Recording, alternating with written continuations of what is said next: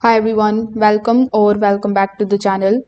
In today's video, I'm going to show you exactly how to get the Forgotten Kingdom in the Forge on Roblox, the hidden area that unlocks the special zones and the enemies and the rewards. So first of all, you need to open the Forge game here in your Roblox. Now make sure that your character is strong enough because the path to the Forgotten Kingdom will be dangerous. Now here you need to travel to the main progression area and look for the hidden entrance that is linked to the Forgotten Kingdom. This is usually going to lock behind the quest or the requirements.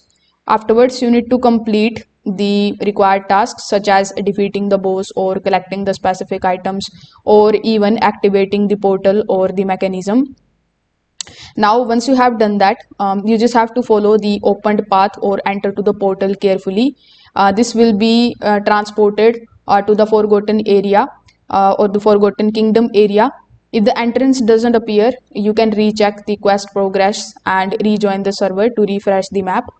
If this video helped you out, make sure that you like this video and subscribe to the channel. Thanks for watching.